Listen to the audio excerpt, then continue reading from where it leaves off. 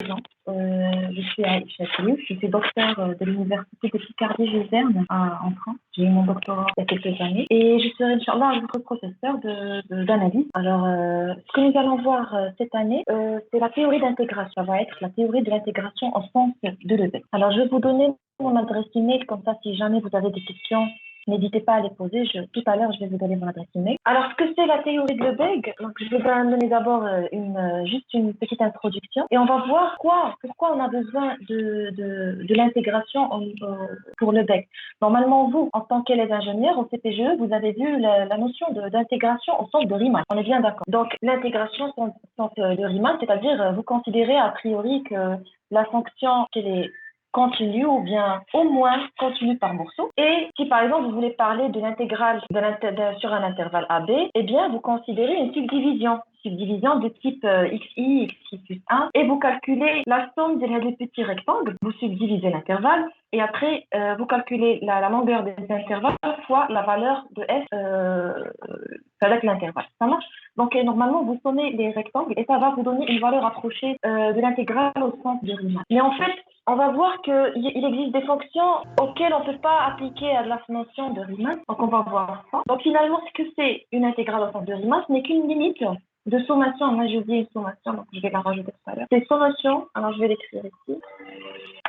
En fait, l'intégrale, ce que c'est l'intégrale au sens de Riemann, c'est quand vous considérez une fonction f de x continue par morceau. Donc, son intégrale, c'est en fait une sommation infinie allant de 1 jusqu'à l'infini de f de ti, xi plus 1 moins donc là, xi moins xi moins. D'accord? Donc en fait, ti, je prends, c'est juste un élément de l'intervalle i moins 1, i moins. Mais en fait, vous allez voir que la théorie de l'intégrale au sens de Riemann n'est pas complète. Pourquoi? Parce que je sais définir l'intégrale d'une fonction à une variable. Donc l'intégrale, vous l'avez vu, c'est une sorte de surface, une sorte d'aire qui est sous la courbe, qui est délimitée par l'axe, la droite d'équation x égale à A, la droite d'équation x égale à B, l'axe des abscisses, donc délimité comme ça, l'axe des abscisses, et la courbe de la fonction. Donc c'est en fait une surface.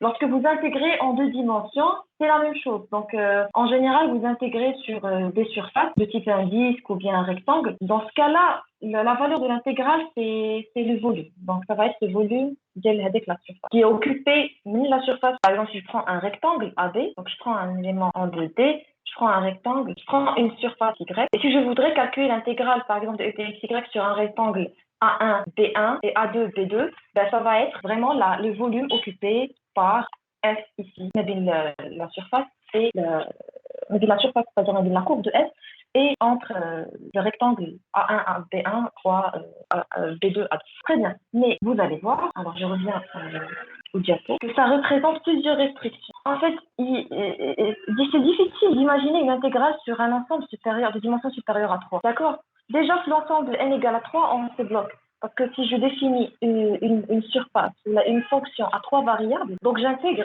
sur un élément de volume. Ça veut dire quoi? Une intégration sur un élément de volume. C'est quoi au juste? Donc rien qui est un problème. Également, parmi les autres problèmes de l'intégration de Riemann, je l'ai déjà dit, c'est que il suppose désormais que la fonction est continue ou bien au moins continue par moment. D'accord? Très bien. Donc, pour introduire la notion de l'intégration en sens de Lebesgue, je vais vous parler d'une nouvelle fonction et vous allez voir qu'elle n'est pas intégrable au sens de Riemann. Donc, c'est une fonction qui s'appelle la fonction de Dirichlet. C'est quoi la fonction de Dirichlet? Ben, c'est une fonction qui est assez simple. On retourne 0 si x est rationnel. C'est irrationnel, tout simplement. Si vous dessinez à de la fonction, vous allez voir qu'elle représente plusieurs discontinuités. Là, sur le dessin, c'est vrai que cette valeur c'est comme une droite, mais si vous zoomez, en fait, ça va être vraiment une fonction qui est discontinue. Il a été démontré que cette fonction, elle est nulle part continue. Elle est nulle part continue, c'est juste parce que qu'il les points de Z, ça donne l'impression qu'elle est continue. Regardez, j'ai tracé sur l'axe des X et Y, donc j'ai tracé la fonction f de X qui donne 0 si X est rationnel. Regardez ce qui est en rouge, c'est les éléments qui sont rationnels. On a l'impression que c'est tout l'intervalle. Et en bleu, les éléments qui sont rationnels. Donc je me suis, donc c'est en rouge, c'est les éléments qui sont rationnels, en bleu qui ne sont pas rationnels. Donc finalement, si vous ouvrez... ما تسمعونيش مزيان واش depuis le début de la séance ولا depuis le début je vous il y a un problème. D'accord, alors je vais essayer de me connecter par la 4G. Je la 4G et Bonjour tout le monde. Est-ce que vous m'entendez là? Là, vous m'entendez mieux? J'ai changé la connexion. Oui, on vous entend. Oui, merci. Alors, donc, Emma Maaya, c'est quel groupe, s'il vous plaît? Parce que là, j'ai reçu ce groupe encore, il est. Il y a On a 3 testé en classes. le lien. Il y a 3 classes, très bien, d'accord. Pour le moment, qu'il y a une seule classe. C'est génie civil, c'est ça? Non, il est aussi GLT. Logistique. Donc, logistique, oui, oui. D'accord. Bon, je reprends. Exactement, comme ça, je reprends. Bon, ce que je disais, c'est que l'intégrale de Riemann, il présente beaucoup de difficultés, vu que je ne peux pas, moi, j'aimerais définir une intégrale pour des éléments qui sont dans Rn, d'accord? Donc, l'intérêt pour moi, Vous pouvez partager l'écran. oui. Alors, j'ai dit que pour moi, j'ai envie de définir des intégrales sur Rn, pour des fonctions définies de Rn en valeur. D'accord? Avec Riemann, c'est compliqué. Vous allez voir qu'avec le Beck, c'est assez simple de parler d'une intégrale sur Rn. J'ai donné l'exemple de la fonction indicatrice de l'ensemble des irrationnels. Donc, c'est la fonction de Dirichlet. Si je considère par exemple la fonction qui vaut f de x qui vaut 1, si x est rationnel, il est qu'un x est irrationnel, donc appartient à R moins Q, et il vaut 0, sinon ça veut dire x est un rationnel. Si vous définissez la fonction, vous allez voir une fonction qui a l'air suivante, donc elle est comme ça. En fait, il y a tellement de nombres irrationnels qu'on a l'impression que c'est une constante qui vaut 1, d'accord? Et il y a tellement de rationnels qu'on a l'impression que, je vais dessiner ça en rouge et en vert, il n'y a que des irrationnels. Donc, des irrationnels. Et je voudrais calculer l'intégrale de la fonction. Vous allez voir qu'avec la méthode classique de Riemann, ça ne va pas fonctionner. On va voir ça. Donc, on était là. Oui, on faut calculer l'intégrale de 0 à 1. Donc, je ne vais pas le faire sur R. Je vais plutôt le faire uniquement sur 0 à 1. Donc, ça va de l'air qui est en dessous. Alors, avec la méthode classique de Riemann, qu'est-ce qu'on fait? Normalement, l'intégrale de la fonction de Dirichlet, c'est une limite de la sommation de f de ti, ici, moins ici, moins ici. Donc, si je prends par exemple ti est un rationnel, f elle est nulle. Donc, ça veut dire que l'intégrale, il est nul. Mais si je prends ti un irrationnel, ça veut dire que l'image d'un irrationnel, c'est 1, par définition de la fonction. Donc, si je prends ti un irrationnel, eh bien, ça me donne f de ti égale à 1, je somme juste les rectangles, ça va me donner. Donc, contradiction. Cela veut dire que même que je connais une intégrale qui vaut 2 choses en même temps. Ça, c'est une contradiction. Donc, au final, je peux dire que l'intégrale au sens de Riemann, pour cette fonction bien précise, il n'existe pas. C'est pour ça, d'ailleurs, qu'on a défini une nouvelle notion d'intégration, parce que, mais si il y a de la fonction de Keynes, il existe plusieurs fonctions de ce type. Et on aimerait définir leur intégrale. Donc, l'intégrale de Lebesgue, c'est une généralisation de l'intégrale de Riemann. On va voir tout à l'heure que Keynes a une condition si les deux intégrales, ils coïncident. Si on a la Riemann, on va le voir tout le temps. D'accord? Donc, on a vu que l'intégrale de Riemann n'existe pas. Yalla, s'il vous plaît, parce que c'est, comment dire, alors, j'ai pas voulu vous faire juste des propositions, des théorèmes, des définitions.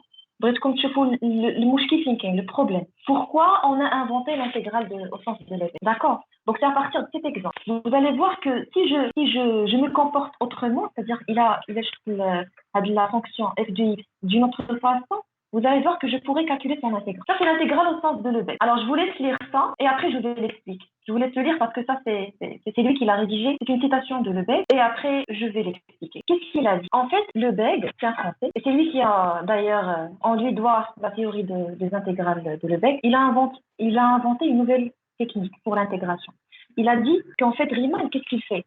Il subdivise toujours l'intervalle, que ce soit l'intervalle, mais je suis dans l'intervalle. Si on est en R carré, ça va être des rectangles, des parallélépipèdes, ça dépend. Mais en tout cas, il subdivise l'ensemble de formes de petits rectangles et il fait la somme. Lui, non, qu'est-ce qu'il a fait? Il a donné cet exemple. Il a dit que si par exemple, je dois à quelqu'un une certaine somme d'argent, je sais pas, 50 dirhams. Je peux soit 50 dirhams, je vais la donner petit à petit. La pièce اللي خرج مثلا 2 dirhams, 5 dirhams, 2 dirhams, on fera jusqu'à ce que j'atteigne 50 dirhams. Donc, ça,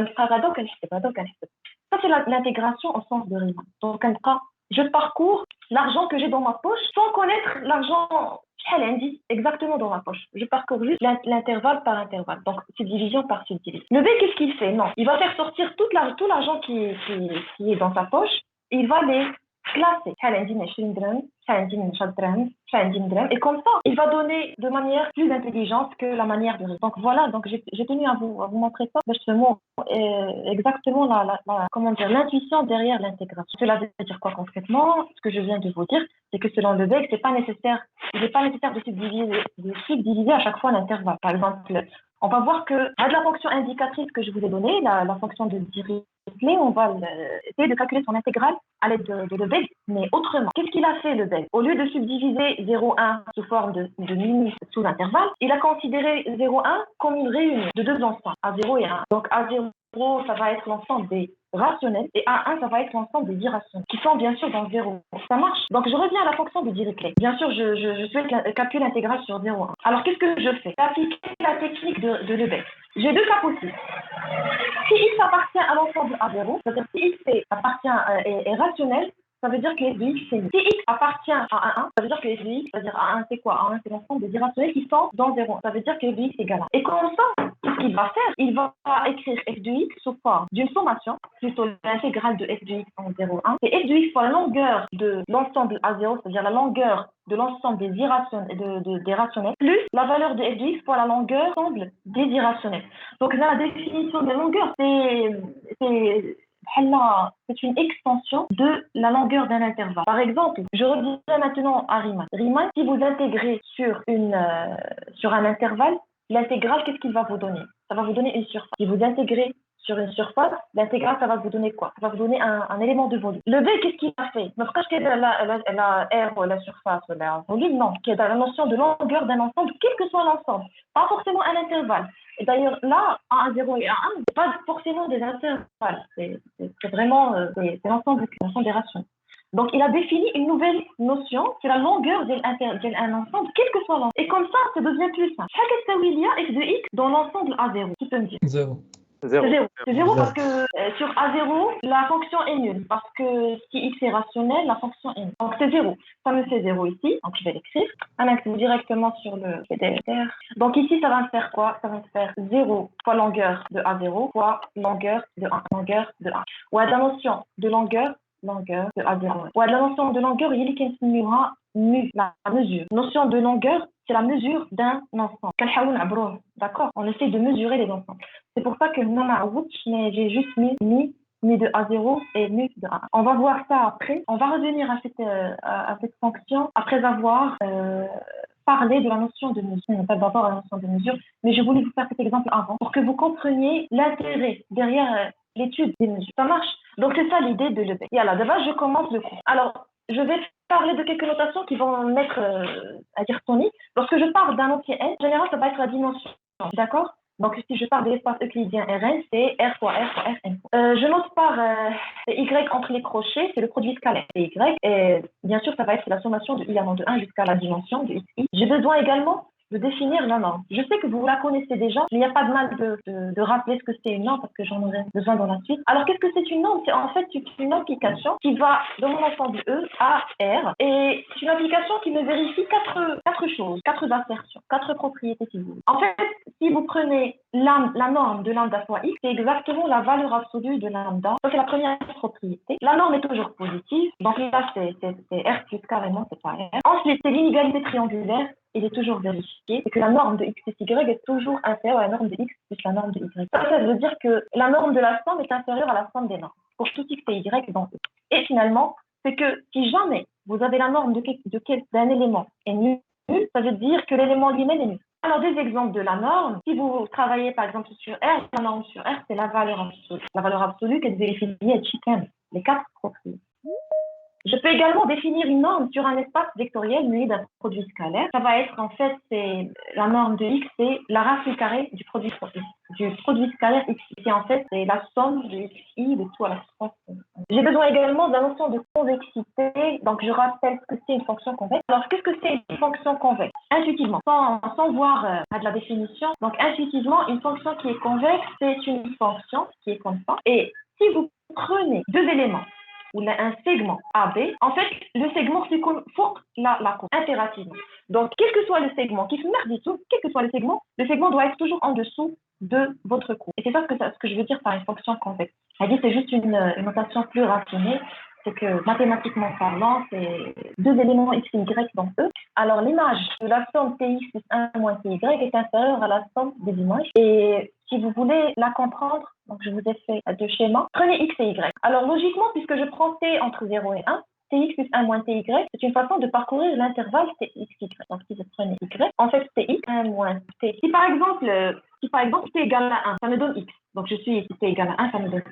Si t égale à 0, ça me donne y. Si t égale à 1,5, je me place au milieu. Donc là, je parcours, c'est un moyen de parcourir tous le segment x. En fait, la définition de la convexité, qu'est-ce qu'il dit? Elle dit que l'image de ce segment, celui-là, elle va être supérieure, liée à l'image du segment.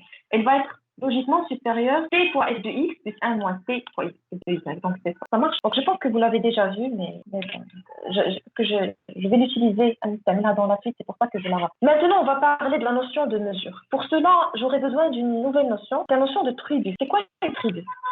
Alors, pour faire plus simple, une tribu, c'est un ensemble d'ensembles. Ça marche. Mais c'est un ensemble d'ensembles qui me vérifie telle propriété. Est-ce que vous m'entendez bien, mais qu'il n'y a pas de problème au niveau de la connexion? Vous arrivez à voir? Oui, madame. Très bien. Oui, madame. Alors, en fait, c'est quoi une tribu? J'ai dit que c'est un ensemble d'ensembles et qui me vérifie des propriétés. Donc, la première propriété, il faudra que l'ensemble vide doit appartenir à ma tribu B. Donc, à l'ensemble vide doit appartenir à ma tribu. Sachez que B, c'est un ensemble d'ensembles. Les éléments de B, ce sont des ensembles. B est stable par complémentaire. Ça veut dire quoi? Ça veut dire que si vous prenez un élément A, il va être dans ce cas-là, c'est un ensemble A. Un ensemble A dans ma tribu B, il faudra que A complémentaire appartienne également à ma tribu. Elle dit c'est ce que j'appelle la stabilité par complémentaire. D'ailleurs, je l'ai expliqué ici. C'est-à-dire que pour tout un ensemble de la tribu, le complémentaire doit également appartenir à ma tribu. Et finalement, c'est stable par union dénombrable. Ça veut dire quoi? Ça veut dire que si vous prenez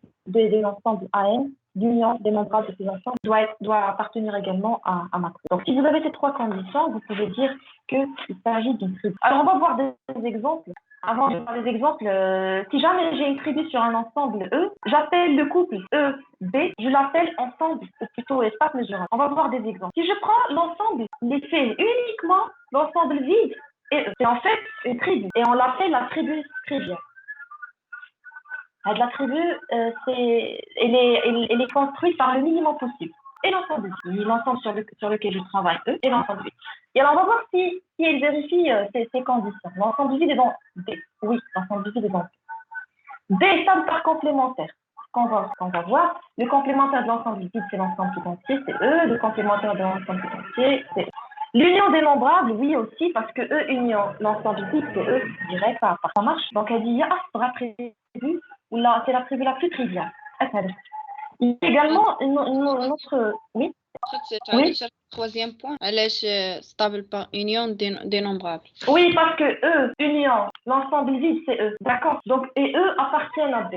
C'est ça. Et l'ensemble vide, union E, t'as compris? Oui, madame. Très bien. Je passe à un autre exemple. L'ensemble des parties de E, ça y est, c'est une tribu. Ça me donne toutes les parties de E que vous puissiez imaginer. L'article, les parties de E. Et en fait, c'est une tribu sur E. Vous pouvez le faire en exercice. Par exemple, si je travaille sur R, l'ensemble des parties de R, c'est les intervalles. C'est tous les types d'intervalles. Là, j'ai donné un exemple plus concret. Si je considère l'ensemble fini, c'est un ensemble fini, c'est 0, 1, 5, 9. Je peux considérer une tribu sur un ensemble. La tribu doit contenir l'ensemble vide. Elle contient E tout entier. Elle contient 0 et elle contient 1, 5, 9. Je peux définir d'autres tribus sur l'ensemble E. La machine, elle dit c'est la seule tribu. Je peux définir d'autres tribus. Mais Hadi, par définition, c'est la plus petite tribu contenant 0. Et alors, on vérifie.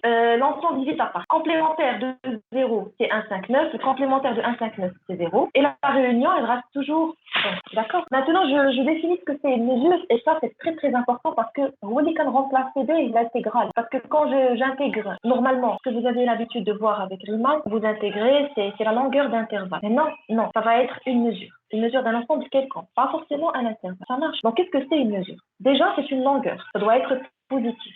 C'est fait ici parce que c'est à valeur dans 0 plus l'infini. J'ai extrait, on inclut normalement le plus l'infini parce qu'il existe des intervalles de mesure infinie. Alors, si vous prenez l'intervalle 0 plus l'infini, la mesure c'est plus continue. Donc, la mesure peut prendre une valeur infinie. Donc, c'est une application qui a valeur dans l'ensemble, R bar plus. Donc, l'infini, je la considère comme un élément de R. Donc, quand est-ce que je dis que de l'application est une mesure? Si la mesure de l'ensemble vide est nulle. Deuxièmement, il faut que si j'ai des ensembles disjoints, par exemple si j'ai l'ensemble de A1 union avec A1 et A2 disjoints, c'est-à-dire l'intersection est vide, alors la mesure de la réunion, c'est la somme des mesures, exactement la somme des mesures. C'est la mesure de A1, la mesure de A2. Donc c'est juste que Merdic comme un exemple plus simple, c'était deux ensembles, mais vous pouvez l'étendre à n'importe quelle réunion d'ensemble. Donc, vous pouvez dire que l'essentiel, c'est qu'il soit disjoint. Vous pouvez dire que la mesure de la réunion, c'est la somme des mesures. Des mesures, ici, des mesures. D'accord? Et on dira dans ce cas-là que E muni de la mesure nulle est un espace mesuré.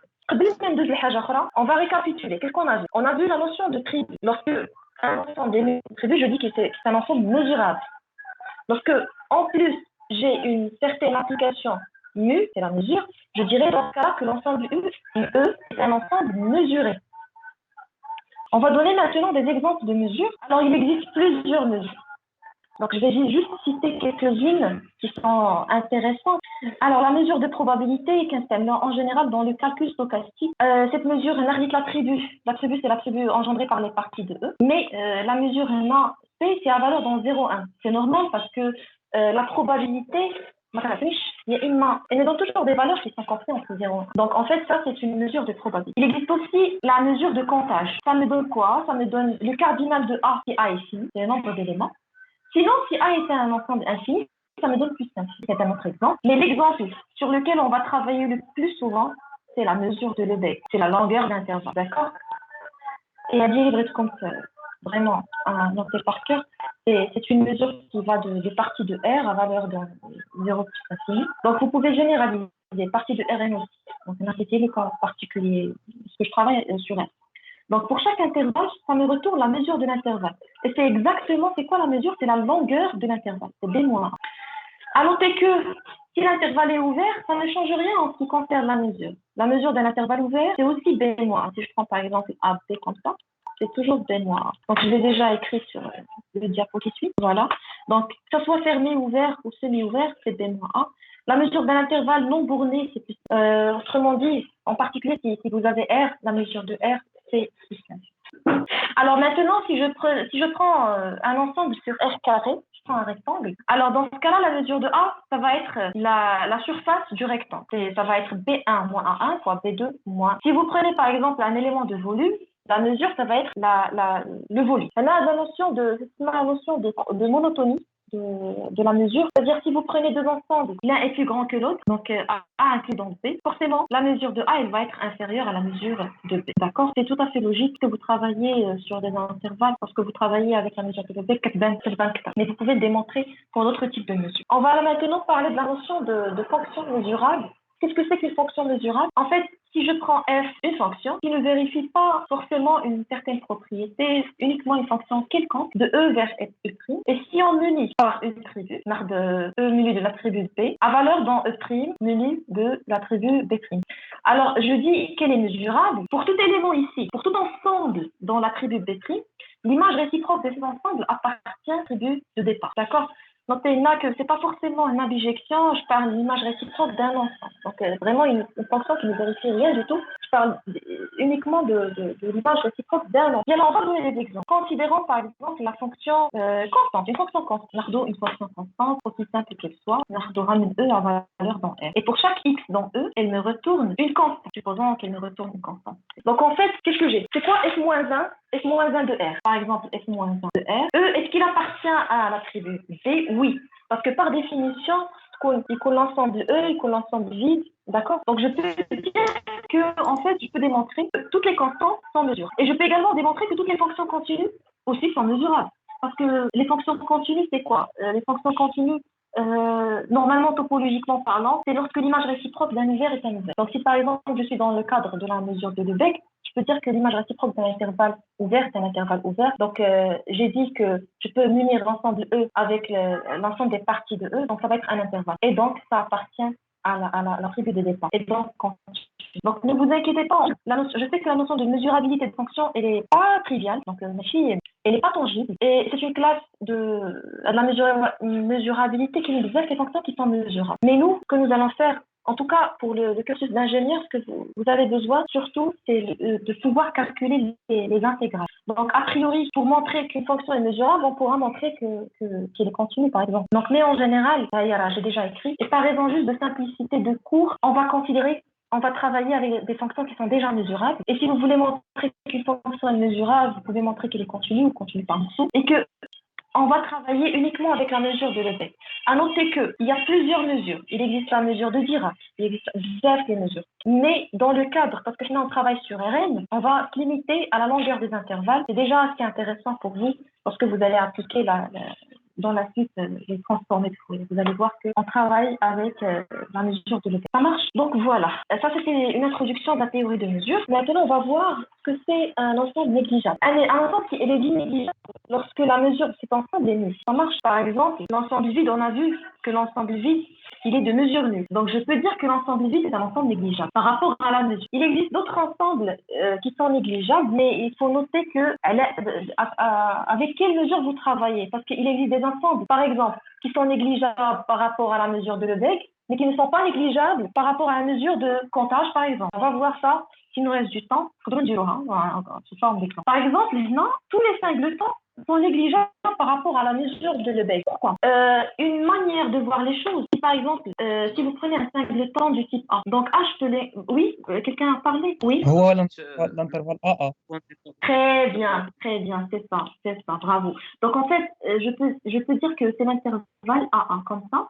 Et la mesure, c'est A-A, ben, la mesure de ça, c'est exactement c'est exactement zéro. En tout cas, vous avez compris le concept. Mais je peux le démontrer de manière plus rigoureuse. Voilà, on va le démontrer. Si je considère un singleton X avec X en R, en fait, je peux toujours inclure le singleton X dans un intervalle de longueur X moins 1K et X plus 1 sur K. Et on peut vérifier que le singleton X il est inclus dans l'intervalle A. Donc, par monotonie de la mesure, on a déjà vu cette propriété. Il est qu'un ensemble inclus dans un autre ensemble. Eh bien, la mesure de cet ensemble est inférieure à la mesure de l'ensemble du plus grand. C'est quoi la mesure de AK? C'est X plus 1 sur K moins 1 sur K. D'accord? C'est 2 sur K. Ça vaut 2 sur K. Ça, par définition, 2 sur K. Et ça, par définition, c'est positif parce que la mesure, c'est une grandeur qui est positive. Si vous tendez K vers l'infini, ben, ça vous donne de la force. Très bien. Donc, qu'est-ce qu'on a vu? On a vu la notion d'ensemble négligeable. Un ensemble négligeable si sa mesure est nulle. Pour la mesure de Lebesgue, les ensembles négligeables, ce sont des singletons. Voir une autre proposition. Un ensemble A est dénombrable. La mesure de A par rapport à Lebesgue. Regardez, a priori, quand je parle de mesure, c'est toujours la mesure de Lebesgue et c'est toujours la longueur de l'intervalle. Si jamais je travaille sur des intervalles. Ça marche. Donc, dans tout ce qui reste, quand je regarde la mesure de Lebesgue. Donc, je prends un ensemble dénombrable. En fait, tous les ensembles dénombrables sont de mesure nulle. Pourquoi? Parce que je peux écrire A sous la forme d'une réunion des singletons avec I dans N. Je peux dire que la mesure de A est inférieure à la somme des mesures des singletons et on vient de démontrer que la mesure des singletons est nulle et donc la mesure de A est nulle. Une conséquence de ça, c'est que en fait, les ensembles N, Z, ils sont négligeables par rapport à la mesure de Lebesgue. Et la plus importante pour moi, c'est l'ensemble Q. En fait, la mesure de l'ensemble des rationnels par rapport à Lebesgue, il est à l'èche-brisson-là parce que tout à l'heure, j'ai commencé une intégration. Vous vous rappelez de la fonction Dirichlet, on n'a pas encore fini. Et en fait, j'ai besoin de ça. C'est pour ça que j'ai pas fini la notion, j'ai pas fini le calcul d'intégrale parce qu'un Trasani a la notion de la mesure de l'ensemble des rationnels. Il fallait que je vous présente d'abord cette notion-là avant de finir le calcul d'intégrale. Donc maintenant que vous savez que la mesure de l'ensemble des rationnels est nulle, on peut faire le calcul. Voilà, donc on revient à notre fonction de Dirichlet. Alors, je rappelle la fonction de Dirichlet que j'ai évoquée tout à l'heure. Donc c'est 0 si x est rationnel compris entre f1. C'est 1 si x est irrationnel dans 0. L'intégrale de f. On a dit que selon Lebesgue, on répartit l'ensemble 0,1 sous forme de A0 union A1. Avec A0, c'est l'ensemble des rationnels, A1, c'est l'ensemble des irrationnels. On a vu que la mesure de Q est nulle. Pourquoi? Parce que c'est un ensemble dénombrable. Alors, qu'est-ce que j'ai? J'ai Q inter 0, 1. Il est inclus dans Q, d'accord? Donc, par définition des mesure de ça, il va être inférieur à la mesure de Q. Excusez-moi. pour l'écriture, je fais de mon mieux. La souris, c'est pas très pratique. La mesure de cet ensemble, elle va être inférieure ou égale à la mesure de Q, elle est nulle. On vient de le voir. La mesure est toujours positive, donc forcément, la mesure de Q inter 0,1, parce que c'est un ensemble qui est inclus dans un ensemble négligeable, forcément, il est négligeable. C'est nul. Déjà, 0 fois 0, c'est 0. Ce qui me reste, c'est ça. J'ai besoin de calculer la mesure des irrationnels qui sont dans 0,1. Ok, comment on va faire? Déjà, 0,1, je peux l'écrire sous cette forme. C'est la réunion des rationnels qui sont dans 0,1, les rationnels qui sont dans 0,1 et les irrationnels qui sont dans 0,1. Ils sont disjoints, donc je peux dire que la mesure de 0,1, c'est exactement la somme des mesures. Ça, c'est 0, négligeable. Ça, c'est la longueur d'intervalle, c'est 1. Donc forcément, donc la mesure, c'est 1. Et donc, qu'est-ce que je déduis? Je déduis que l'intégrale au sens de Lebesgue, elle existe et ça vaut 1. Ça marche. Donc, on a, contrairement à Riemann, avec la méthode de Riemann, on n'a vraiment pas pu. On était bloqué. Donc, il y en a que l'intégrale n'existe pas. Maintenant, l'intégrale 1, grâce à la théorie de Lebesgue. Est-ce que c'est clair? Est-ce que... Oui. Madame, Oui. la mesure, c'est une norme. Ah? La mesure, c'est une norme. La mesure, non, ce n'est pas une norme. Ce n'est pas une. Madame, Oui. La mesure, regarde, la norme, car elle a des éléments. La mesure, car elle a des enfants. D'accord, donc ce n'est pas une norme. madame, بالنسبة للN normalement بالنسبة لN. ah oui l'ensemble Oui, N oui. حتى هو فيه des intervalles ياك Non, l'ensemble N ne contient pas les intervalles. علاش نقدروا ناخذوا L'ensemble N. Si on met les intervalles. Bon, tu m'entends? ah oui فهمت صافي فهمت المشكل فين كاين صافي فهمت. D'accord, donc je peux pas dire que c'est des intervalles. C'est un ensemble dénombrable que je peux compter et c'est pas des intervalles. Donc c'est 0, 1, 2, 3, c'est ça l'ensemble N. لا oui غلطت في واحد Il n'y a pas de problème. N'hésitez pas à écouter, n'hésitez pas à poser des questions. Alors, tout à l'heure, je vais vous donner mon adresse mail. Je serai joignable. Si vous avez des questions, vous pouvez m'envoyer un email. Je vous réponds dès que je peux. Alors, donc, ça, c'est là. Oui. Madame, s'il vous plaît, comment on peut visualiser les mesures? La mesure. L'interprétation. Oui, comment tu peux vivre? Très bonne question. En fait, les mesures, s'il est une fonction, il est qu'un continue. Alors, la mesure liée à la longueur d'intervalle, c'est exactement Riemann, il coïncide. La théorie de Riemann, le Lebesgue, elle coïncide. Donc, je peux la visualiser sous forme de surface. C'est comme ce que vous avez déjà. C'est juste que, lorsque vous augmentez de la dimension. C'est là où je ne peux pas visualiser. Les ensembles, ou la mesure de l'ensemble. Sans dire que c'est un volume ou là, que c'est les mesures. Donc, si je travaille sur R, c'est la longueur d'intervalle, il y a la mesure. Si je travaille sur R carré, la mesure, c'est la surface. Lorsque je travaille sur R3, c'est le volume. Mais, alors justement, lorsque je dépasse la dimension 3, il y a un problème. C'est pour ça qu'on introduit la notion de longueur d'intervalle liée à la mesure. D'ailleurs, moi non plus, je ne sais pas ce que ça veut dire. C'est une fonction à 4 variables, c'est un intégral. Qu'est-ce qu'il représente? Moi aussi, je ne sais pas. Parce que l'humain, il n'a pas tendance, on est bloqué. Juste lorsqu'on dépasse 3, dimension 3, on est bloqué. On n'arrive pas à imaginer un objet matériel de 4 dimensions. D'accord? C'est pour cela que le Lebesgue, en fait, on va voir juste la notion de mesure. Qu'un agent qui dépasse 3, c'est juste une mesure. Ça marche. Parce que c'est pas tangible. Maintenant, on va voir la notion de mesure d'un ensemble borné. En fait, lorsque l'ensemble est borné, la mesure est toujours finie.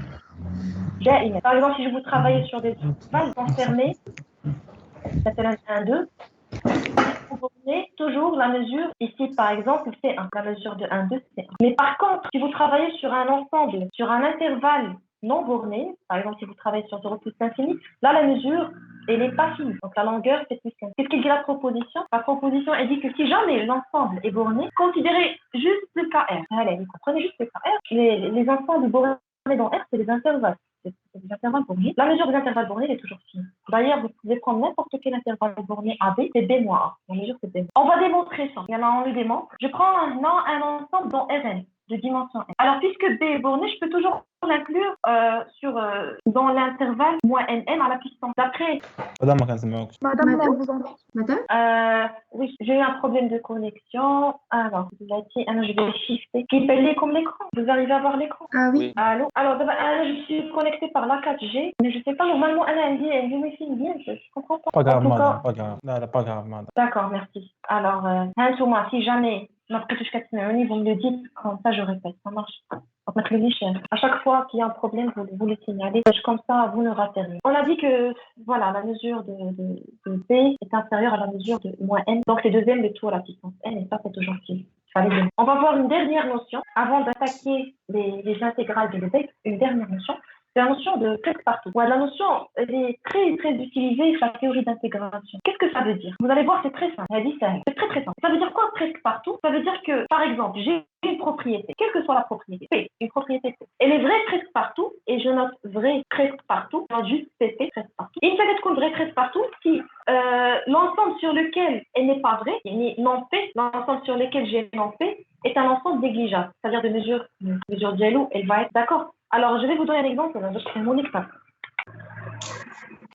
Bon, on a autrement dit, P est vrai presque partout, c'est l'ensemble sur lequel P est fausse et de mesure. Alors, je vais donner un exemple. Très bien. Alors, considérez par exemple la fonction suivante. Une fonction qui est nulle toujours nulle, mais qui a un seul point sur lequel elle n'est pas nulle. Vraiment un seul point. C'est celui-là. Par exemple, lorsque x est égal à 3, elle vaut 1. Donc finalement, c'est quoi ma fonction? Ma fonction, c'est la suivante. F de x égale 0 sur quel ensemble? Sur R moins 3, moins le 5, le temps 3. Et elle vaut 1 uniquement lorsque x est égal à 3. C'est ça ma fonction. Et bien dans ce cas, je dis que ma fonction f est nulle presque partout. Pourquoi? Parce que l'ensemble sur lequel f n'est pas nul, c'est quel ensemble? C'est le 5, le temps 3. Ou l'ensemble sur lequel f n'est pas nul. En fait, l'ensemble là, il est de mesure nulle parce qu'on vient de voir que la mesure de tous les 5 de temps, là, elle est de mesure. Est-ce que vous avez compris? Je vous donne un autre exemple. هذا مش بحال ديك لا فونكسيون كبيره مثلا لا بروبريتي ديال لي راسيوناليتي دي نومبر هي بروبريتي فري بريسك بارتو. Oui, c'est très bien, c'est un très bon exemple, oui. La propriété de la rationalité des nombres. Donc, ils sont irrationnels. Donc, je dis que tous les x sont irrationnels. La propriété des x sont irrationnels, elle est vraie presque partout. Mais vraie presque partout, là, uniquement par rapport à la mesure de Lebesgue. Tu sais très bien que c'est pas vrai, c'est fini. Donc, x a de la propriété. X est irrationnel, cette propriété. Je dirais qu'elle est vraie presque partout pour la mesure de Lebesgue. Pourquoi? Parce que l'ensemble sur lequel x n'est pas irrationnel, c'est-à-dire l'ensemble sur lequel x est rationnel, c'est-à-dire l'ensemble Q, il est de mesure nulle par rapport à Lebesgue. Oui. Très, très bien. C'est un très bon exemple. Alors, je vous donne juste un exemple beaucoup plus simple que celui-là. Ça fait well. Alors, c'est comme une fonction assez simple. Je prends f est égal à 3. Donc, f, c'est une constante. Elle vaut 3 partout, sauf en 2 points. Alors, ici, si elle ne vaut pas 3, mais elle est nulle. Donc, je vais essayer de... Je ne sais pas. Donc, vraiment. Là, je vais vous dessiner la fonction. C'est la fonction c'est la fonction f de i qui vaut 3 partout, enfin presque partout, lorsque sur R moins marque 2 et 5, c'est les nombres 2 et 5, moins 2 et 5, le temps 2 et qui est nul si x est égal à 2 ou bien égal à. Donc, elle est nulle, ça les deux. Mais ou bien. Elle est nulle sur x égale à 2 et x égale à. C'est pas ou bien. D'accord. En fait, je peux dire que f de x, qu'est-ce que je peux dire? La notion que je vous ai donnée. Je peux dire que f est égal à 3 presque partout. 3, continuer à tester. Elle lèche. Pourquoi? Parce que en fait, c'est vrai qu'elle est égale à 3, mais l'ensemble sur lequel elle n'est pas égale à 3, ou l'ensemble 2 et 5. Et leur mesure, elle est nulle par rapport à la mesure de 2. Ça marche? Donc, je reviens à la définition. P est vrai presque partout, si seulement si l'ensemble sur lequel P est fausse est de mesure nulle. Alors ici, l'ensemble sur lequel P n'est pas f de x n'est pas égal à 3, c'est 2 et 5 et ils sont de mesure. Alors, un dernier exemple, juste pour m'assurer que vous avez bien saisi rapidement. Vous allez voir la même... C'est simple. Une fois que vous avez... C'est juste que c'est nouveau, je sais, c'est nouveau. Mais vous allez voir, vous allez avoir l'habitude de ça. Je considère la fonction partie entière. Vous connaissez la fonction partie. La fonction partie, c'est une fonction croissante, donc vous l'avez déjà vu, c'est PGE. C'est une fonction qui est discontinue. En fait, elle est continue par morceaux. Elle est comme ça. C'est une fonction étagée, croissante. Bon, la flèche marche, des dents, ça fait la flèche. En tout cas, il n'y a pas de flèche. Il n'y a pas de flèche là, c'est grave. En tout cas, bon. En fait, la fonction partie entière, vous avez vu qu'elle est continue, sauf sur l'ensemble des rationnels. Elle est tout le temps continue, mais lorsque x est rationnel, je parle des entiers relatifs, excusez-moi. Mais quand x entier relatif, la fonction e de x n'est pas continue. Donc, en fait, la fonction e de x est nulle partout, des entiers relatifs. Donc, qu'est-ce que je peux dire? Je peux dire que la propriété e de x est continue, e de x est nulle. Je peux dire qu'elle est vraie presque partout. Pourquoi? Parce que la propos vraie, c'est P, presque partout. Parce que l'ensemble sur lequel e de x n'est pas continu, c'est l'ensemble z. Et on a vu que la mesure de l'ensemble z est nulle. Alors, regardez, à la notion de continuité presque partout, En fait, ça dépend de la mesure. Celle-là, E de x, elle est continue, E de x est continue, elle est vraie presque partout par rapport à la mesure de Lebesgue. Vous pouvez voir que par rapport à d'autres mesures, elle n'est pas vraie. Donc en fait, dès même, lorsque vous parlez de la notion de vrai presque partout, vérifiez avec quelle mesure vous travaillez. Alors en tout cas, avec moi, je travaille toujours avec la mesure de Lebesgue, mais en tout cas, si vous avez des exercices, vous avez déjà vérifié, acheter une mesure. D'accord, j'ai déjà donné des exemples dans le cours, alors on va les citer. Alors, je considère la fonction suivante. F de x égale à 0 sur l'ensemble R à part le point 1 et 3. Donc, il vaut toujours 0 à part le point 1 et 3. Alors, si x égale à 1, ça vaut 2. Si x égale à 3, ça vaut 1. En fait, je peux dire, je peux dire que la fonction f est nulle presque partout parce que l'ensemble sur lequel f n'est pas nul, il est de mesure. Il est négligeable, c'est un goulot négligeable. L'exemple que je vous ai donné, c'est la partie entière. Elle est continue presque partout car elle présente des discontinuités uniquement pour les entiers relatifs et je sais que l'ensemble des entiers relatifs est négligeable par rapport à la mesure de Lebesgue. Voilà, maintenant vous avez tout le bagage nécessaire pour attaquer les intégrales de Lebesgue. Dans ce qui suit, on adoptera la notation 0 fois l'infini égale à 0. Vous allez trouver ça bizarre parce que toute votre vie, tout le monde a 0 fois l'infini forme indéterminée. Là, actuellement, je vous dis que dans la théorie de mesure, c'est acceptable de dire 0 fois plus l'infini, c'est 0. Et vous allez voir pourquoi. Pourquoi j'utilise 0 fois l'infini dans le 0 ? En fait, pour préserver la structure d'un espace vectoriel. On va voir ça de manière détaillée. On adopte 0 fois plus l'infini, c'est 0. Et également, lorsque je parle de R bar, c'est lorsque j'inclus les moins l'infini et plus l'infini dans R. C'est R union, c'est exactement R union plus l'infini et moins l'infini. C'est comme si je considère plus l'infini et moins l'infini comme des éléments. D'accord ? C'est ça R bar. Voilà, je définis maintenant que c'est une fonction intégrable par rapport à une mesure. Alors, je considère un ensemble de Rn. On dit que f est intégrable lorsque l'intégrale de la valeur absolue de f dénue, c'est par rapport à la mesure de Lebesgue, est finie. Et je note L1 pour l'espace intégral. Par exemple, si je parle des fonctions intégrables sur Rn, ça va être L1 de R. D'accord ? L1, c'est l'ensemble des fonctions intégrables. Des exemples de fonctions intégrables, 1 sur x carré, c'est une fonction intégrable. En fait, 1 sur x carré, c'est y moins 1 sur x. La primitive, c'est moins 1 sur x. Et vous pouvez calculer l'intégrale. Vous allez voir que l'intégrale, il est fini. En tout cas, ça c'est fini. L'intégrale de 1 sur x carré, de 1 à plus l'infini. Donc, c'est le critère de Riemann avec alpha est égal à 1 sur alpha supérieur à 1. L'intégrale de Riemann converge.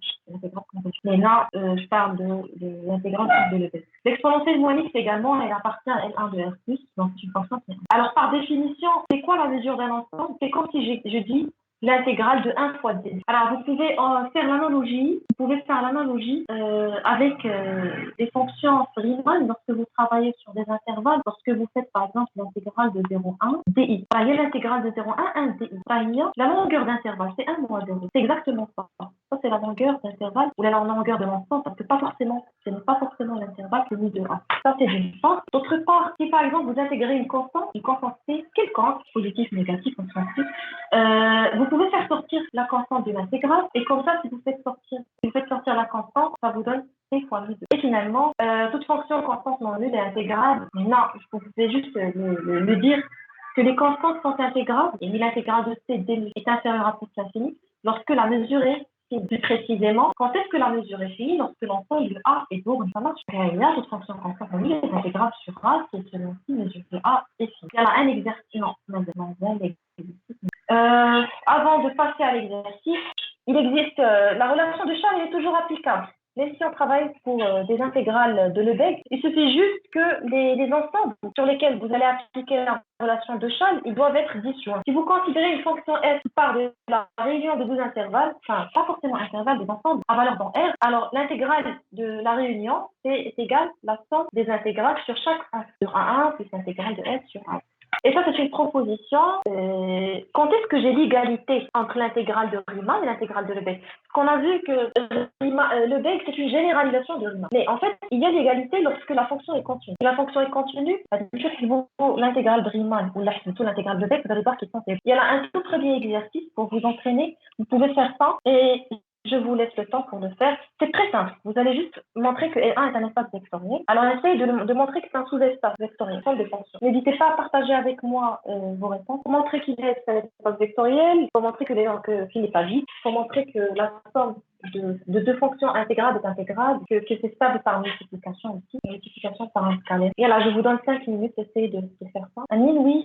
Je viens de voir ta réponse, oui, c'est correct. En fait, ça vient du fait que 0 fois l'infini égale à 0, pour assurer que l'ensemble L1 a l'ensemble nul. Enfin, chez l'ensemble, mais plutôt l'élément nul appartient à L1. Alors, on va corriger. Par définition, c'est quoi L1? L1 de Rn, c'est l'ensemble des f tel que l'intégrale de la valeur absolue de f dénu est nulle. C'est infini.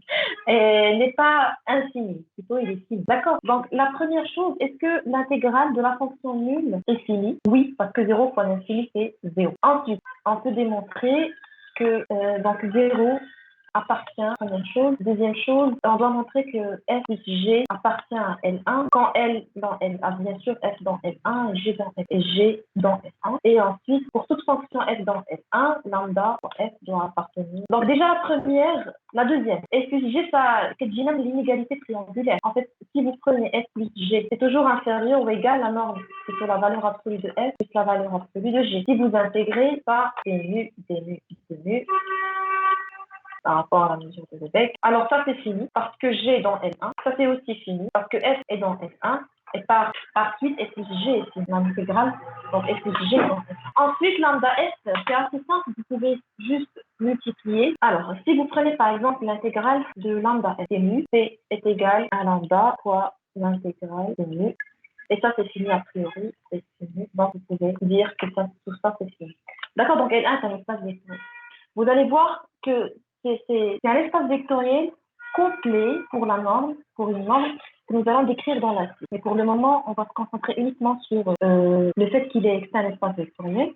On va voir maintenant la notion de partie positive et partie négative d'une fonction. Alors, je désigne par f plus, c'est la partie positive. Ça veut dire quoi? Ça veut dire qu'elle me retourne f si f est positif, et elle me retourne 0 si f est négatif. La partie négative d'une fonction, elle me retourne 0 si f est positif, elle me retourne moins f si f est négatif. Donc, vous remarquez que la partie positive et la partie négative, elles sont toutes les deux positives. Une autre façon de décrire la fonction f plus et f moins, c'est comme ça. Vous pouvez décrire f plus comme le max, ici c'est le max de f est 0, et ça c'est le max de moins f est 0. Là, je fais la partie positive ou partie négative. Des fois, des moments, c'est de l'intégrale, et de f, je peux en fait écrire toujours f sous forme de f plus moins f moins. D'accord? Donc on peut le vérifier, vous pouvez le faire en exercice. Et comme ça, pour calculer l'intégrale de f, je peux calculer l'intégrale de f plus moins l'intégrale de f moins. Oui, Walid, je viens de voir je viens de voir ta feuille, je pense que c'est correct. A priori, c'est correct. Donc lambda fois f, c'est ça, très bien. Donc on vérifie que f c'est f plus moins f moins. On peut vérifier que la valeur absolue de f c'est f plus f moins. Donc ça là, je vous ai mis un petit dessin. Donc si je prends par exemple f qui est à gauche, c'est ma fonction. En fait f plus c'est le max de f est 0. Donc ça me fait quand f est négatif, ça va me donner 0. Et ensuite f moins c'est 0 quand f est positif et c'est moins f quand f est négatif. Donc si vous faites la différence, ça vous donne. Si vous faites la somme, ça va vous donner la valeur absolue de f. Et donc, si vous voulez parler de l'intégrale de f, ça va être exactement l'intégrale de f plus moins l'intégrale de f moins. C'est ça l'intégrale de f. Alors, s'ils sont tous les deux finis, l'intégrale de f moins est finie et l'intégrale de f plus est finie, et bien l'intégrale de f est finie aussi. Alors, donc, je laisse le théorème de convergence monotone. Après la pause, on prend une petite pause de 10 minutes, et on va faire les théorèmes de convergence. Ça marche? À quelle réception, s'il vous plaît? Ça marche, madame. Ça marche. À tout de suite. Yallah, dans 10 minutes, 40 minutes là. Rebonjour tout le monde. Alors, bonjour. Alors, on va voir maintenant des théorèmes de convergence. On va voir 4 théorèmes de convergence. 3 théorèmes de convergence. Ces théorèmes, ils me permettent de permuter la limite avec l'intégrale. Quand est-ce que je peux permuter en fait la limite avec l'intégrale? Alors, le premier théorème, il s'appelle le théorème de convergence monotone. C'est lorsque j'ai une suite monotone croissante dans ce cas-là. Donc, si j'ai Fn qui converge vers une fonction f, actuellement, elle converge ponctuellement vers f, Fn tend vers, enfin, limite de Fn est égal à f, eh bien, elle soit positive. Il faudra qu'elle soit positive. Fn est positive. Ça, c'est très, très important. Vous allez voir qu'il existera des chiffres qui ne sont pas positifs. Donc, après, je t'amène le théorème de convergence monotone. Alors, si j'ai ça, eh bien, je peux dire que la limite de l'intégrale, c'est exactement l'intégrale de la limite. Je peux en fait permuter Fn, l'intégrale avec la limite. C'est exactement la limite, l'intégrale de limite de... Alors, on va donner un exemple sous forme d'exercice. Je vous donne par exemple cette suite. C'est la racine n de x, c'est x à la puissance 1 sur n. Si par exemple, je vous dis, calculez-moi la limite de cette intégrale lorsque n tend vers plus 1. Alors, bien sûr, vous devez utiliser le théorème de convergence monotone. Déjà, vous devez vérifier est-ce que la suite de fonctions xn, f de xn, est-ce qu'elle est de la fonction fn de x, est-ce qu'elle est positive. Ça, c'est la première chose à vérifier. Est-ce que Fn est positif? Deuxième chose à vérifier, est-ce que Fn est croissante par rapport à n? Est-ce qu'elle est croissante? Si c'est le cas, c'est bon. Vous pouvez permuter l'intégrale avec la limite. Il y a essayez de faire ça et n'hésitez pas à m'envoyer ce que vous avez fait. Et donnez-moi la valeur finale de la limite de l'intégrale. Commencez par montrer que Fn maintenant, elle est positive. C'est positif parce que x est toujours compris entre 0 et 1. Alors, combien vous avez trouvé la limite de l'intégrale? 1. Très bien. Alors, il faut d'abord commencer à montrer déjà que Fn est positif. Alors, Yusra, oui, c'est 0 et 1. X à la puissance 1 sur n, c'est positif. Très bien. Ensuite, tu vas montrer que Fn est croissant. Tu n'as pas montré que Fn est croissant. Tu m'entends, Yusra? Yusra, tu m'entends? Oui, il faut ajouter la... envoyer un autre photo. Ah, tu as envoyé un... Voir, il y a une autre photo. Oui, d'accord, je vais voir tout ça. D'abord, il a croissant. Oui, tu peux faire ça. Vas-y. Alors là, il faut montrer que la suite est supérieure à 1 ici. Pardon, oui, j'ai juste. C'est supérieur à 1, c'est pas supérieur à 0. Oui, je pense que ça devrait supérieur à 1, pas comme ça. Peut-être que la dérivée, tu peux faire la dérivée. Sinon, il y a une technique beaucoup plus simple. Regardez, alors je vais partager avec tout le monde la correction. X à la puissance 1 sur n. Déjà, c'est positif. Première condition, vérifier. Deuxième condition, je dois montrer que x à la puissance 1 sur n est une suite croissante par rapport à n. N inférieur à n plus 1, ça veut dire que 1 sur n plus 1 inférieur à 1 sur n. X compris entre 0 et 1, ça veut dire ln est négatif. Puisque ln est négatif, les inégalités ils vont s'inverser. Et comme ça, l'exponentielle de 1 sur n ln de x, ça va être inférieur à l'exponentielle de 1 sur n plus 1 ln de inférieur à 1 sur n. Donc, puisqu'elle est croissante par rapport à n, alors je peux appliquer le théorème de convergence monotone. Et je peux permuter la limite avec l'intégrale. Limite de Fn, c'est 1. L'intégrale de 0 à 1 dx, c'est 1. Donc, la limite de l'intégrale, c'est 1. Ça, c'est la première condition. Maintenant, ce que vous allez remarquer, c'est que, en fait, qu'il y a une condition très restrictive pour le choix de f. Positif ou de croissant. Il existe un autre théorème sur lequel je peux affaiblir la condition de la croissance. Mais quand j'affaiblis la condition de la croissance, j'aurai pas une limite, j'aurai pas une égalité. J'aurai uniquement une inégalité du type l'intégrale du limite 1 est inférieure à la limite 1 de l'intégrale. Donc là, c'est dans le cas où la suite Fn n'est pas forcément croissante. Si vous avez une suite Fn qui est positive, il suffit juste qu'elle soit positive. Vous pouvez faire ça. L'intégrale de la limite 1, c'est la limite 1 de l'intégrale. D'accord? Et pas forcément, bien sûr, convergent. J'ai dans le truc convergent. Ça, c'est ce que j'appelle ce qu'on désigne par le lemme de Pareto. Très bien. Ensuite, le dernier théorème, c'est le théorème de convergence dominée de Lebesgue. Et ça, c'est très important. On l'utilise très souvent dans les exercices. Alors, si vous avez une suite Fn, une suite de fonctions qui est intégrable, telle que Fn converge vers f presque partout. Ça veut dire quoi presque partout? Ça veut dire que l'ensemble sur lequel Fn ne converge pas vers f, il est de mesure nulle. C'est ça ce que je veux dire par Fn converge vers f presque partout. Donc, si je prends par exemple un E, un ensemble E, tel que mu de E, il est nul, d'accord, un ensemble négligeable dans E. Alors, qu'est-ce que j'ai pour tout x dans x moins E, c'est-à-dire l'ensemble tout entier moins l'ensemble négligeable, j'ai f de x converge, fn de x converge vers f de x. J'ai la convergence ponctuelle. Fn de x converge vers f de x. C'est ça ce que je veux dire par convergence presque partout. Si, par exemple, vous avez fn est majoré par une fonction intégrable g, donc je majore Fn par une fonction g qui est intégrale. Donc, autrement dit, ta Fn, elle va être intégrale. Alors, dis-lui qu'elle se met à la condition de dominance. C'est-à-dire, Fn, elle est dominée par une autre fonction g qui est intégrale. Alors, dans ce cas-là, vous pouvez dire que Fn converge vers f dans L1. C'est-à-dire quoi? C'est-à-dire que la limite de l'intégrale, c'est l'intégrale de la limite. C'est-à-dire, la limite de l'intégrale, c'est limite intégrale de Fn, dmu, est égale l'intégrale de la limite. Alors, une autre condition pour que je puisse permuter l'intégrale avec la limite. Mais là, c'est le théorème de Pope, c'est pas comme la convergence monotone. La convergence monotone, j'ai besoin que la suite soit croissante et j'ai besoin qu'elle soit positive. Ici, dans ce théorème-là, pas besoin d'être croissante ni positive. Il suffit juste qu'elle soit dominée par une autre fonction, d'où le nom du théorème de convergence dominée. D'accord, donc on va voir des exemples, on va faire la preuve. Déjà, très bien. Donc, je prends Fn converge vers F presque par. Ça veut dire quoi? Ça veut dire qu'il existe un ensemble dénombrable, enfin, pas forcément dénombrable, mais uniquement un ensemble E dans X de mesure nulle, tel que Fn ne converge pas vers F. C'est ça ce que ça veut dire convergence presque par. Donc, je prends X dans le complémentaire de la danse. Alors, dans ce cas-là, N va être convergente vers F, va converger. La valeur absolue de F, c'est exactement la valeur absolue de la limite de Fn, qui est toujours dominée par G. Donc, la limite de Fn est dominée par G, dans N. Et je considère si N. Alors, قبل ما نهضر على la preuve, je donne juste l'intuition. Comment je vais faire pour démontrer à deux théorèmes de convergence dominée. En fait, je vais utiliser le lemme de Fatou. Vous vous rappelez du lemme de Fatou? C'était celui-là. C'est que lorsque Fn est une suite positive, pas forcément croissante, je peux invertir limite 1 à l'intégrale. Mais machine avec une égalité, uniquement avec une égalité. C'est ce que je vais essayer de faire tout de suite. Je reviens. Alors, je prends la suite phi n, c'est 2g moins la valeur absolue de Fn moins f.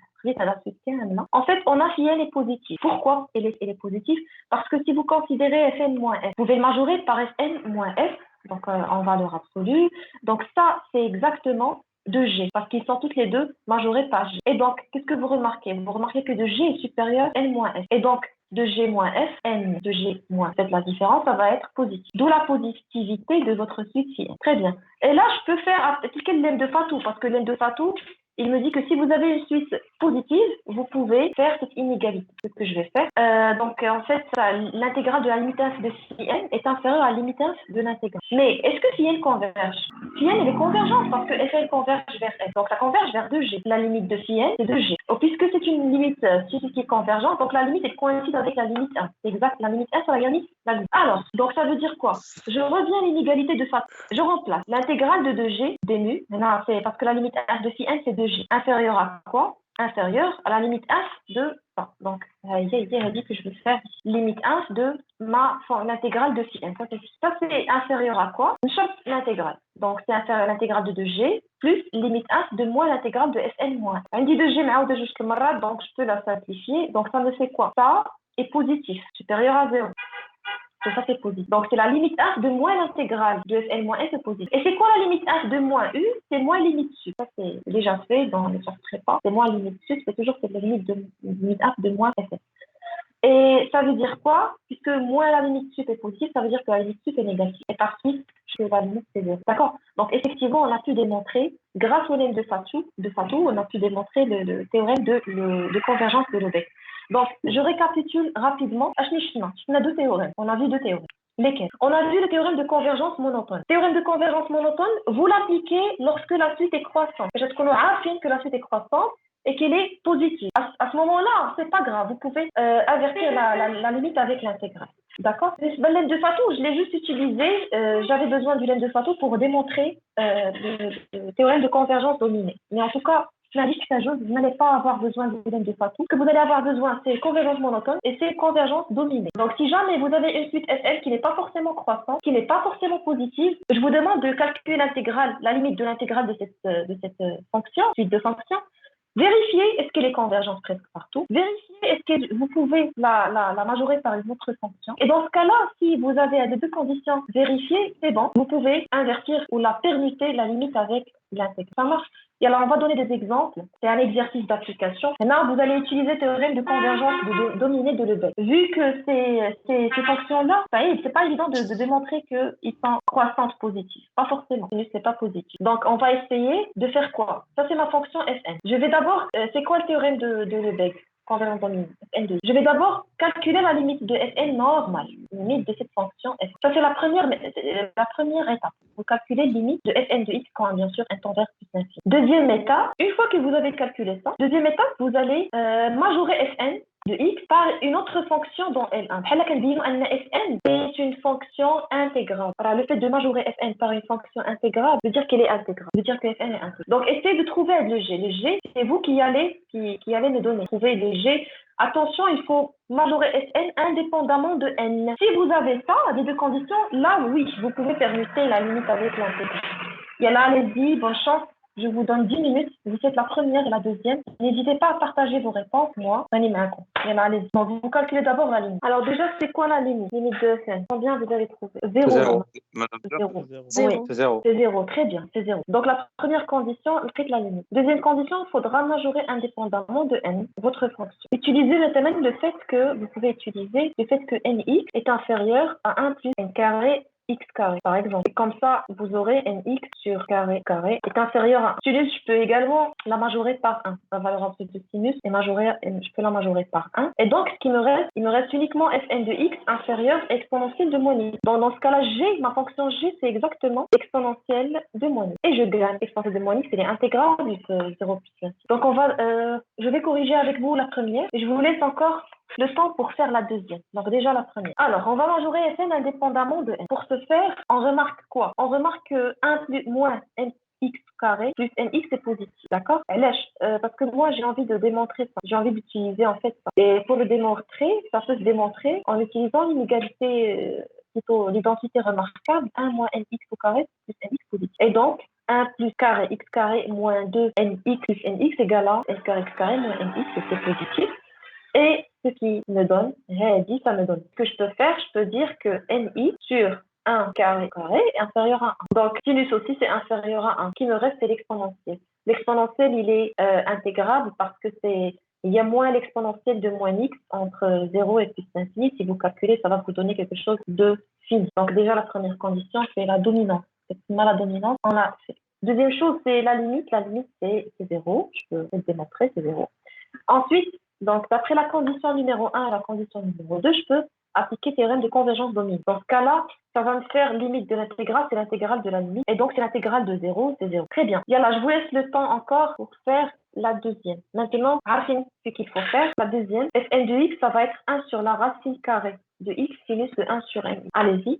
Alors, la deuxième, elle est beaucoup plus simple que la première. La deuxième, je pense, c'est aussi 0. Il me semble. Oui, c'est 0.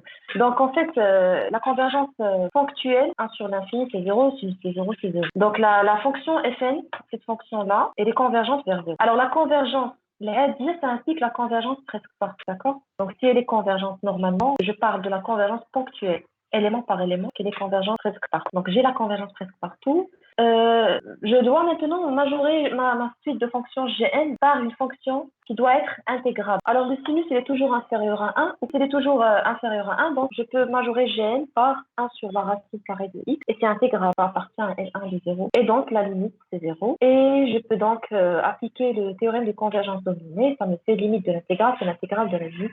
C'est encore une fois l'intégrale de 0, c'est 0. Alors, est-ce que vous avez des questions concernant le bec? Dominée, convergence dominée, convergence monotone. Donc, sinon, je passe à les fonctions définies par des intégrales. Je pense que vous avez déjà vu ça, des fonctions définies par des intégrales, sauf que là, c'est dans un cadre, on le voit, c'est dans un cadre général et surtout dans un cadre de notion de mesure. Donc, ça veut dire quelque chose pour des fonctions plus générales. Alors, je prends par exemple une fonction qui dépend de deux variables. Dépend de la variable t, dépend de la variable t. D'accord? Et je considère la fonction va de t et qui m'associe pour chaque t, elle m'associe l'intégrale de ft de i. En fait, on a des théorèmes de continuité dérivabilité pour cette fonction qui est en rouge. La fonction, je la note en général, c'est grand f de t qui dépend uniquement de la variable t. Grand f de t, c'est égal à l'intégrale de f de tx t. On va voir des conditions. Quand est-ce que je peux permuter la dérivée avec l'intégrale? Quand est-ce que je peux permuter la limite avec l'intégrale? Parce que la notion de continuité, c'est lié à la notion de limite. Déjà, pour la continuité. Alors, la première condition, c'est que la fonction soit mesurable. Donc, mesurable, je rappelle, c'est lorsque l'image réciproque d'un borélien, plutôt d'un ensemble d'arrivées, appartient à l'attribut de l'ensemble de départ. En général, je vous donne des fonctions continues, donc par défaut, s'ils sont continues, la fonction est mesurable. Il n'y a pas de problème dans la mesurabilité. Vérifiez juste si elle est continue ou bien continue par nous. Alors, ça, c'est la première condition. Deuxième condition, il faudra que la fonction f de ti par rapport à la variable t doit être continue au point c0. J'ai besoin également de la dominance. Je dois montrer que f de ti est dominée par une autre fonction g qui ne dépend pas de t, indépendamment de t. Je dois majorer f de ti indépendamment de t, avec g dans L1. Si j'ai ces trois conditions, eh bien, je peux permuter la limite avec l'intégrale.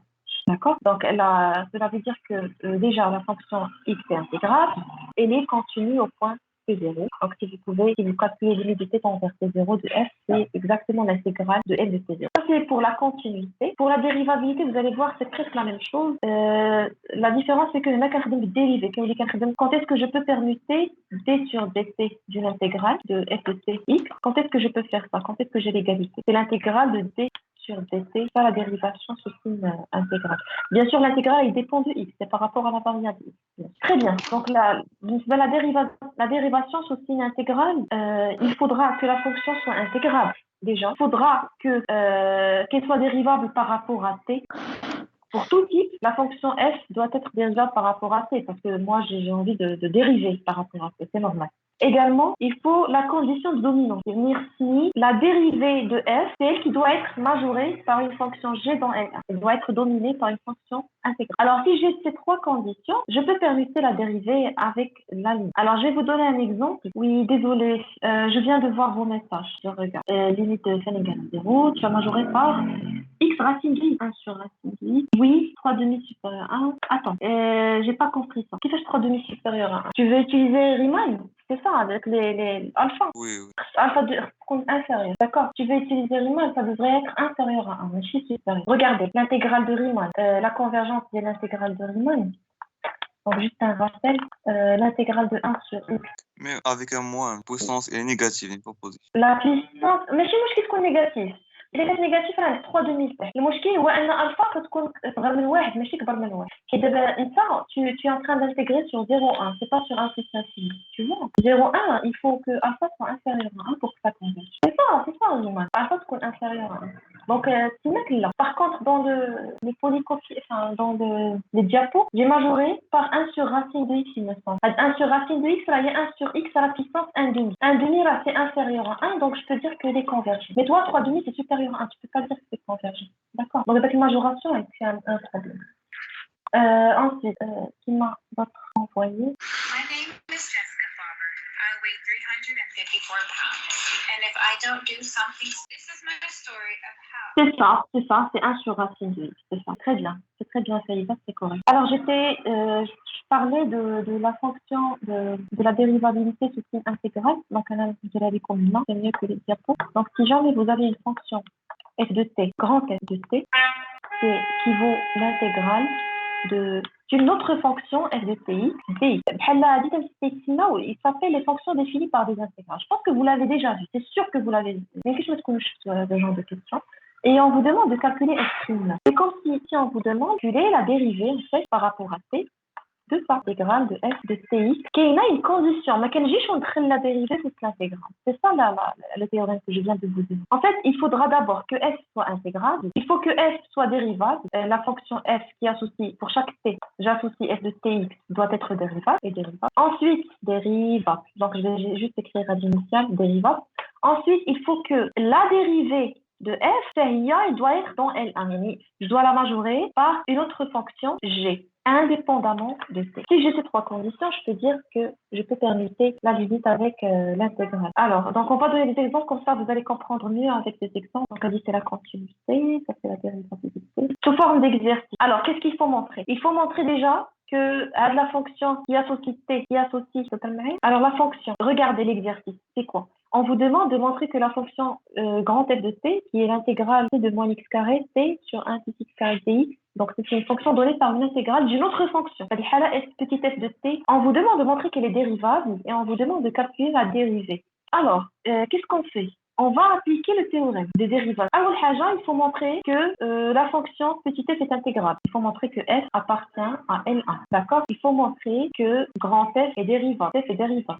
Que la fonction qui associe pour chaque t, ti, comme ça se trouve dérivable. Normalement, ici, c'est dérivable. Il n'y a pas de problème parce que l'exponentiel est toujours dérivable. Indice t, l'élément t, il existe uniquement avec l'exponentiel, donc il n'y a pas de problème. Dérivable. Quoi d'autre? Je dois montrer que la dérivée de f est inférieure à une autre fonction dans L1. Donc, je dois montrer, vous calculez d'abord la dérivée et vous montrez que d de f sur dt est dominé par une autre fonction g dans L1 indépendamment de t. J'ai marqué G ne doit pas dépendre. Si vous avez ces trois conditions, c'est bon, vous pouvez permuter la dérivée avec l'intégrale. Et après, on va voir comment je peux calculer la dérivée. Et là, allez-y, essayez de faire ça. Et on va voir au fur et à mesure. Est-ce que f est intégrable par rapport à i? Est-ce que petit f est intégrable par rapport à i? C'est-à-dire, regardez avec moi sur rien, est-ce que je peux majorer exponentielle de moins le carré sur 1 plus x carré, que de l'intégrale par rapport à i. Oui, pourquoi? Si c'est oui, pourquoi? Tu peux me dire? Car elle est continue. Il existe des fonctions intégrales qui ne sont pas continues. Donc, Hadi, peut-être si elle est continue, mais vous allez voir que lorsque je suis sur des intervalles qui ne sont pas bornés, il est qu'un continu. D'accord? En fait, on a essayé de majorer l'exponentielle de moins x carré par 1, tout simplement. Mais on a dit que la fonction déjà inférieure à 1 sur x au carré, 1 sur x au carré déjà converge. Très bien, c'est ça. Donc c'est bon, elle est dans L1. Il y a la deuxième d'abord, est-ce que petit f est dérivable par rapport à t? Ça aussi, c'est simple, c'est pas compliqué. Vous allez juste dériver par rapport, vous avez des fonctions qui sont dérivables, pendant t est dérivable par rapport à t, donc c'est bon. Il y a la troisième, il y a les pratiques, essayez de majorer la dérivée de f d'une autre fonction dans L1.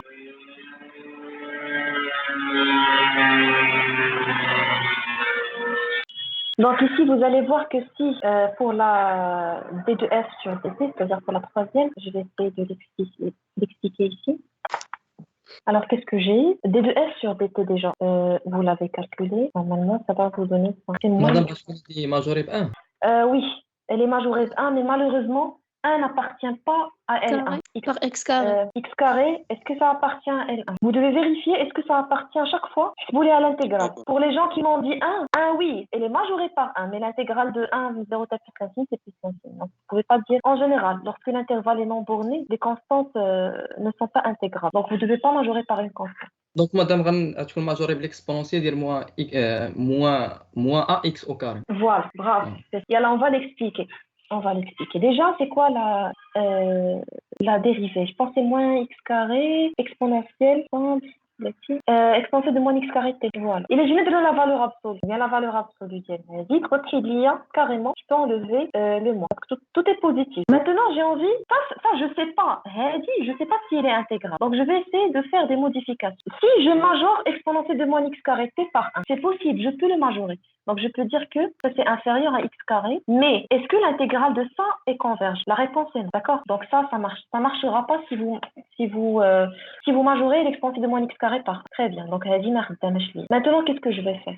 J'ai t positif. T est toujours positif. Donc, je peux dire que pour tout A positif, voilà. Donc, qu'est-ce que j'ai? J'ai déjà t 0 plus l'infini. Donc, qu'est-ce que je peux dire? Je peux dire que pour tout alpha, ou là pour tout un positif, ça c'est juste une technique pour que je puisse me débarrasser de t. Justement, votre collègue, c'est ce qu'il a dit, on va majorer par un exponentiel de moins ax carré. Donc, puisque t appartient à 0 plus l'infini, je peux dire que t appartient à a plus l'infini, pour tout a, qu'il est supérieur à a. Et comme ça, je vais me débarrasser du t. Ça veut dire quoi? Si je fais t supérieur à a, donc x carré fois t supérieur à ax carré. Donc, si je multiplie par moins 1, donc moins ax carré inférieur moins x carré fois t. Entre l'exponentielle, c'est une fonction croissante. Et donc, vous pouvez majorer l'exponentielle de moins x carré fois t par l'exponentielle de moins ax carré et vous avez gagné. Vous avez donc majoré par une fonction indépendamment et qui est intégrale. Et là, on va voir ça dans la réponse. Déjà, pour montrer que f est dérivable, on va montrer qu'elle est dérivable pour tout alpha positif. On a f de t x est inférieur à 1 sur... Déjà, c'est la première condition. C'est pour montrer que f dans L1. Mais je suis dérivée de f dans L1. C'est que f dans L1.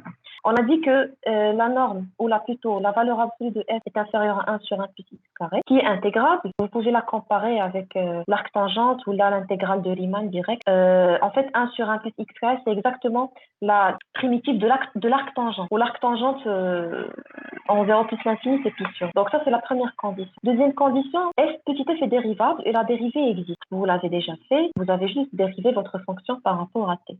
La troisième condition, vous pouvez majorer, parce que si vous majorez par x carré sur x carré plus 1, ça ne va pas marcher. Moi, j'ai envie de majorer par une fonction intégrale. Donc déjà, d de f sur dt, c'est x carré sur x carré plus 1, c'est l'exponentielle.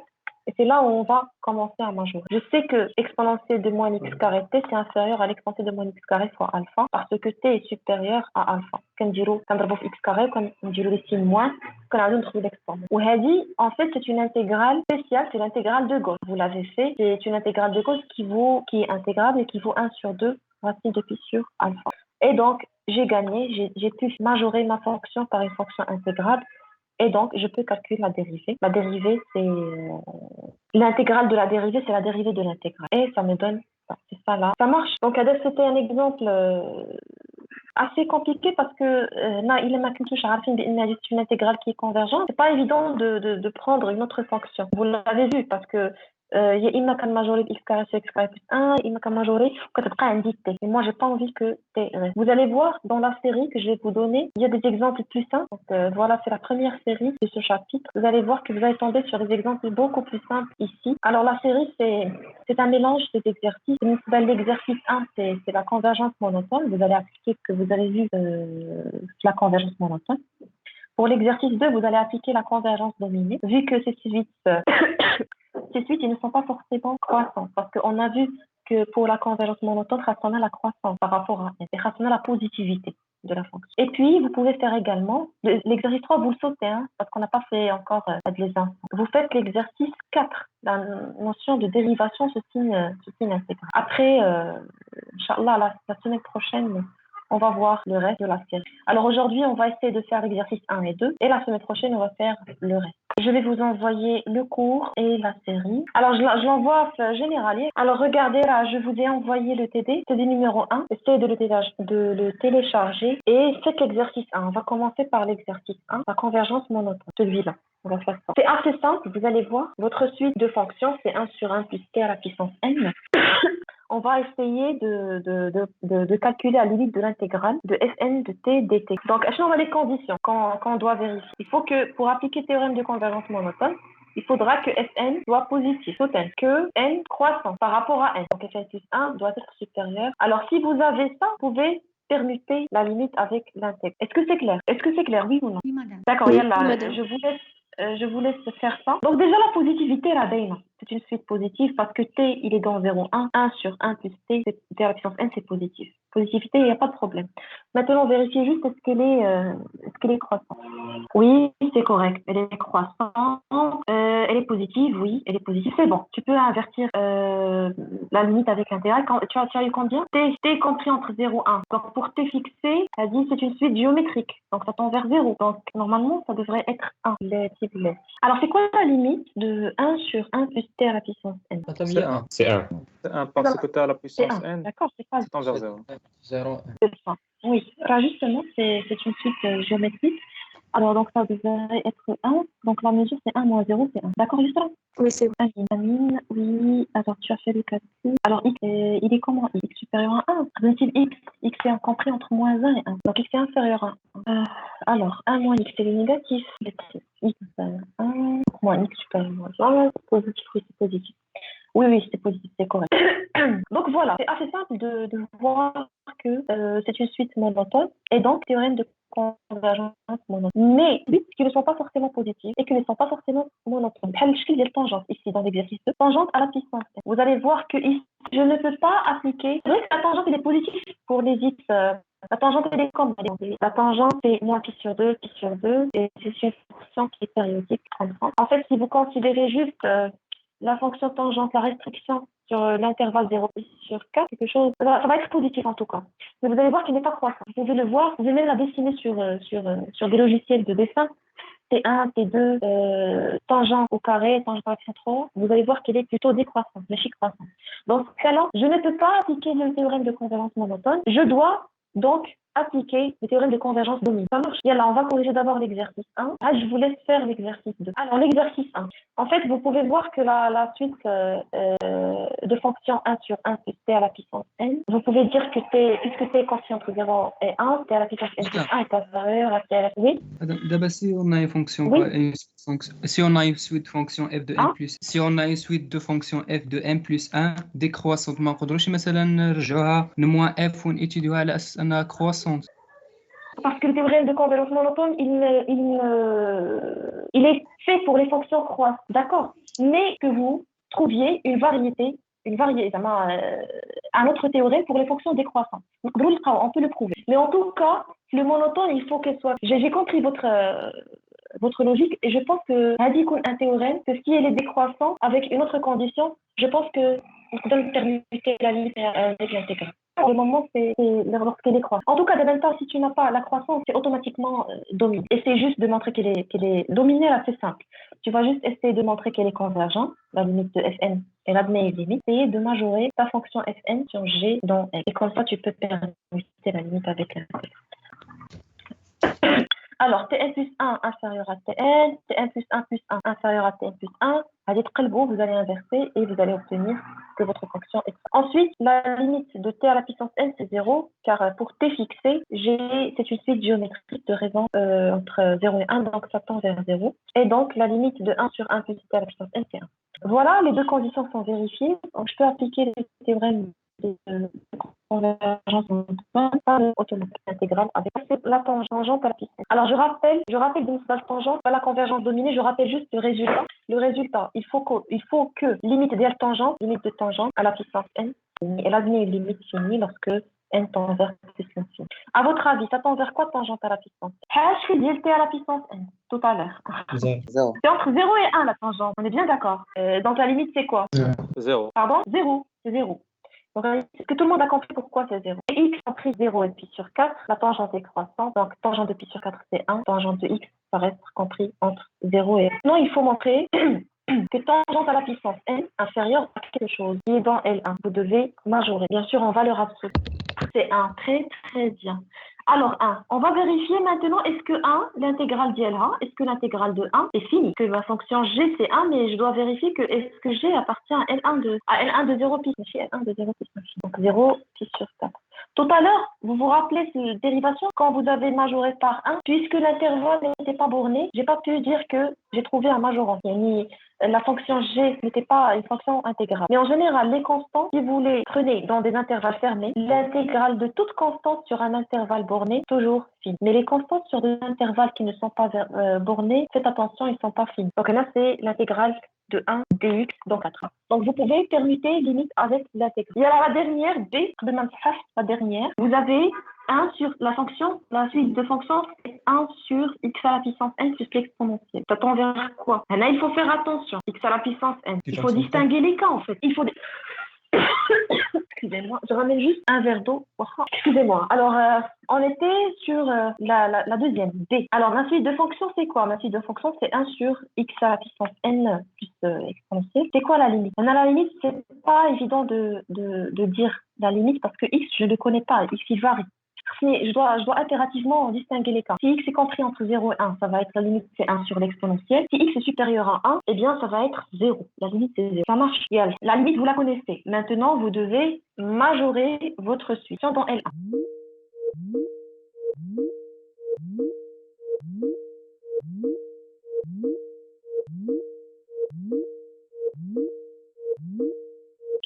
Par quoi je peux majorer Fn? Par quoi je peux majorer 1? Très bien, c'est l'exponentielle moins x. Exact. L'exponentielle moins x, est-ce qu'il est intégré? 1 sur l'exponentielle égale 0 plus 1. C'est bon, vous pouvez intervertir la limite avec l'intégrale. Ça marche? Alors, donc, voilà. Anna, je vais juste, le cours, Anna, je vous l'envoie tout de suite, les diapositives. Il y a des petites erreurs de frappe. Anna, je vais les corriger. Tout à l'heure, il y a des erreurs de frappe. Je le corrige tout de suite, je vous l'envoie. En ce qui concerne la série, vous êtes capable de faire l'exercice. Les autres, on n'a pas encore défini ce que c'est l'espace L3, ce que c'est les espaces LQ et P. Inch'Allah, ça va être la semaine prochaine. Ça marche? Alors, je partage avec vous mon adresse email si jamais vous avez des questions. Sarah, je viens de voir ton message. En tout cas, Anna, je te réponds. Oui, croissant. Mais là, fais juste attention, la limite, c'est 1, pas 0. Ça marche très bien. Anna, je vous envoie un message. N'hésitez pas à me contacter si vous avez des questions. Est-ce que c'est clair? Est-ce que vous avez des questions? Vous avez d'autres questions? Est-ce que vous m'entendez? Non. Est-ce que vous m'entendez? J'ai pas eu de retour. Oui, madame. C'est clair. Oui, madame. Ok. Merci pour la réponse. Est-ce que vous avez des questions en ce qui concerne la partie? Non, madame. Donc, si jamais, un comme le cours, révisez. Si jamais vous avez des questions, vous pouvez les poser après la semaine prochaine. Ça marche la semaine prochaine, Inch'Allah. On commence toujours à 15h. D'accord? Il y en a. À très bientôt. Bonne soirée. Au revoir. Au revoir. Au revoir, madame. Au revoir.